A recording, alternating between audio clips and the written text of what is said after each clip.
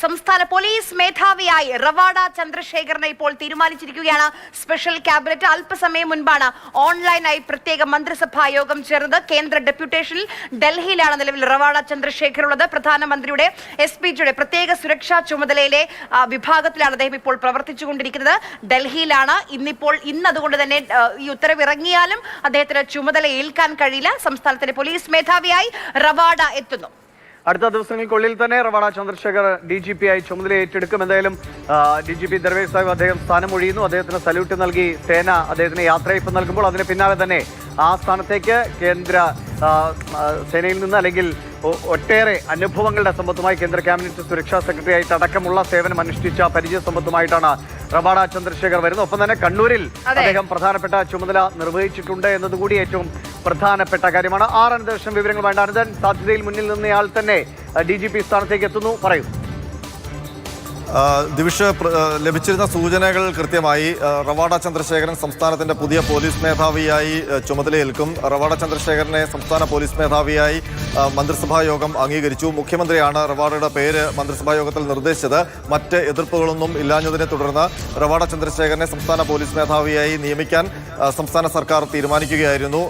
UPSC യോഗം 3 പേരുടെ ചുരുക്കപ്പട്ടികയാണ് സംസ്ഥാനത്തിന് നൽകിയിരുന്നത്. അതിൽ 2ാം പേരുകാരനാണ് റവാഡ ചന്ദ്രശേഖർ. 1ാം പേരുകാരൻ നിതിൻ അഗർവാളാണ്. അദ്ദേഹമാണ് നിലവിൽ സംസ്ഥാനത്തുള്ള ഏറ്റവും സീനിയർ IPS ഉദ്യോഗസ്ഥൻ. 3ാം പേരുകാരൻ സംസ്ഥാന ഫയർഫോഴ്സ് മേധാവി യോഗേഷ് ഗുപ്തയുമാണ്.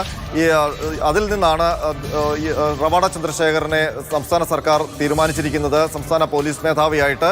റവാഡ ചന്ദ്രശേഖർ വരുമ്പോൾ ഒരു പ്രത്യേകതയുള്ളത്, നേരിട്ട് കേന്ദ്ര ഡെപ്യൂട്ടേഷനിൽ നിന്ന് സംസ്ഥാന പോലീസ് മേധാവിയാകാൻ എത്തുന്ന ആദ്യത്തെ IPS ഓഫീസറാകും റവാഡ ചന്ദ്രശേഖരൻ. മാത്രമല്ല, അദ്ദേഹം ദീർഘകാലമായി കേരളത്തിൽ നിന്ന് പുറത്താണ്, കേന്ദ്ര ഡെപ്യൂട്ടേഷനിലാണ് ജോലി ചെയ്യുന്നത്. നിലവിൽ അദ്ദേഹം കേന്ദ്ര ഇന്റലിജൻസ് ബ്യൂറോയുടെ സ്പെഷ്യൽ ഡയറക്ടറാണ്. അദ്ദേഹത്തെ അതിനിടയിൽ കേന്ദ്ര സർക്കാർ ക്യാബിനറ്റ് സെക്രട്ടറി, സെക്യൂരിറ്റി വിഭാഗം ക്യാബിനറ്റ് സെക്രട്ടറി ആയിട്ടൊരു പോസ്റ്റിംഗ് നൽകിയിട്ടുണ്ട്. അത് പക്ഷേ ഓഗസ്റ്റ് 1 അദ്ദേഹത്തിന് അതിൽ ജോയിൻ ചെയ്താൽ മതിയായിരുന്നു. അപ്പോൾ അദ്ദേഹം ഡൽഹിയിലാണ്. ഇവിടെ ഉത്തരവിറങ്ങിയാലും ന്യൂഡൽഹിയിൽ ഈ ഉത്തരവിറങ്ങി അതിന്റെ ഡീറ്റെയിൽസ് ന്യൂഡൽഹിയിലേക്ക് പോയി പ്രധാനമന്ത്രി ഫയലിൽ ഒപ്പിടണം. അപ്പോൾ എന്തായാലും ഒരാഴ്ചത്തെ കാലതാമസം വരും അല്ലെ റവാഡ അധികാരമേൽക്കാൻ? ആര്യ, നമ്മൾ റവാഡ ചന്ദ്രശേഖരൻ ട്രിവാൻഡ്രത്തേക്ക് വരുമോ എന്നുള്ള കാര്യം അന്വേഷിച്ചിരുന്നു. അദ്ദേഹത്തോട് തിരുവനന്തപുരത്ത് എത്താൻ കഴിഞ്ഞ ദിവസം തന്നെ സംസ്ഥാന സർക്കാർ നിർദ്ദേശം നൽകിയിരുന്നു. എന്നാൽ ഈ മന്ത്രിസഭാ യോഗത്തിന്റെ ഒരു തീരുമാനം വരാതെ തിരുവനന്തപുരത്തേക്ക് വരണ്ട എന്നുള്ളൊരു തീരുമാനത്തിലായിരുന്നു റവാഡ ചന്ദ്രശേഖർ ഉള്ളത്. അദ്ദേഹം ഇപ്പോൾ ഡൽഹിയിലാണ്, IBയുടെ ഓഫീസിലാണ്. അവിടെ നിന്ന് കേരളത്തിന്റെ തീരുമാനം അറിഞ്ഞാൽ ഉടൻ തന്നെ കേരളത്തിലേക്ക് തിരിക്കും എന്നാണ് അദ്ദേഹവുമായി ബന്ധപ്പെട്ട കേന്ദ്രങ്ങളിൽ നിന്ന് അറിയാൻ കഴിയുന്നത്. ഒരു പക്ഷേ ഇന്ന് അദ്ദേഹത്തിന് എത്താൻ കഴിഞ്ഞില്ലെങ്കിൽ സാധാരണഗതിയിൽ സംസ്ഥാന പോലീസ് മേധാവി ചുമതല ഒഴിയുമ്പോൾ പകരമുള്ള പുതിയ ആൾ അന്ന് തന്നെ ജോയിൻ ചെയ്യണം എന്നുള്ളതാണ്, ചുമതല ഏറ്റെടുക്കണം എന്നുള്ളതാണ്. നിലവിൽ ഡൽഹിയിൽ നിന്ന് റവാഡ ചന്ദ്രശേഖർ വൈകുന്നേരത്തോടു കൂടി കേരളത്തിലെത്തും എന്നുള്ള ചില സൂചനകൾ ലഭിക്കുന്നുണ്ടായിരുന്നു. ഒരു പക്ഷേ അദ്ദേഹത്തിന് എത്താൻ സാധിച്ചില്ലെങ്കിൽ നിലവിൽ പോലീസ് ഹെഡ്ക്വാർട്ടേഴ്സ് ADGPക്ക് അല്ലെങ്കിൽ മറ്റൊരു സീനിയർ ഉദ്യോഗസ്ഥന് അധികാരം കൈമാറിക്കൊണ്ട് ഷേഖ് ദർവേഷ് സാഹിബ് ഈ പോലീസ് മേധാവി സ്ഥാനത്ത് നിന്ന് വിരമിക്കും. അത് കഴിഞ്ഞ് പുതിയ മേധാവി എത്തുമ്പോൾ ആ ചുമതല കൈമാറിയാൽ മതിയാകും. അങ്ങനെയൊക്കെയുള്ള നടപടിക്രമങ്ങളുണ്ട്. അദ്ദേഹം എത്തുന്നതുവരെ താൽക്കാലിക ചുമതല കൈമാറുമായിരിക്കും അല്ലേ?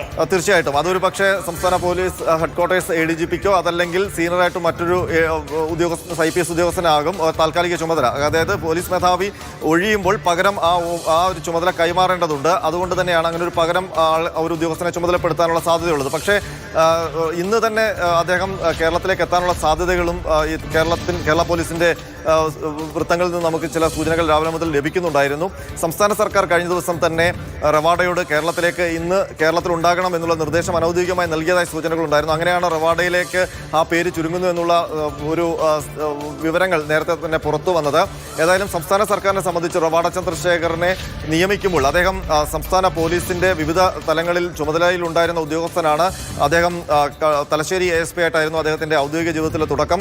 അതിനുശേഷം പത്തനംതിട്ട ASP ആയി, പാലക്കാട് ക്രൈംബ്രാഞ്ച് SP ആയി, അതിനുശേഷം തിരുവനന്തപുരം സിറ്റി പോലീസ് കമ്മീഷണറായിട്ടൊക്കെ അദ്ദേഹം കേരള പോലീസിന്റെ അല്ലെങ്കിൽ കേരള പോലീസിന്റെ വിവിധ മേഖലകളിൽ ഇരുന്നിട്ടുണ്ട്. അതിനുശേഷമാണ് അദ്ദേഹം കേന്ദ്ര ഡെപ്യൂട്ടേഷനിൽ IBയിലേക്ക് പോകുന്നത്. IBയുടെ പല തലങ്ങളിലുള്ള സ്ഥാനങ്ങൾ അദ്ദേഹം വഹിച്ചിട്ടുണ്ട്. പക്ഷേ ഏറ്റവും എടുത്തു പറയേണ്ട കാര്യം അദ്ദേഹത്തിന്റെ സർവീസിന്റെ തുടക്കത്തിൽ അപ്പോഴാണ് ആ പ്രധാനപ്പെട്ട സംഭവം, കൂത്തുപറമ്പ് വെടിവെപ്പ് സംഭവം ഉണ്ടാകുന്നത്. അദ്ദേഹം തലശ്ശേരി ASP ആയിട്ട് ജോയിൻ ചെയ്ത് 48 മണിക്കൂർ, അതായത് അദ്ദേഹത്തിന്റെ സർവീസിലെ ആദ്യ പോസ്റ്റിംഗ് അത് തലശ്ശേരി ASP ആയിട്ടാണ്. ആ തലശ്ശേരി ASP ആയിട്ട് ചുമതലയേറ്റ് 48-ാം മണിക്കൂറിലാണ് കൂത്തുപറമ്പിൽ MV രാഘവൻ അന്നത്തെ മന്ത്രിയായിരുന്ന MV രാഘവനെ തടയാൻ ശ്രമിക്കുന്നതിനിടെ DYFI പ്രവർത്തകർക്ക് നേരെ പോലീസ് വെടിവെപ്പ് ഉണ്ടാകുകയും 5 DYFI പ്രവർത്തകർ കൊല്ലപ്പെടുകയും ചെയ്തത്. അതുമായി ബന്ധപ്പെട്ട് റവാഡ ചന്ദ്രശേഖരൻ ആരോപണ നിഴലിലായിരുന്നു. അതിനുശേഷം കമ്മീഷൻ റവാഡയെ കുറ്റക്കാരനായി കണ്ടെത്തുകയും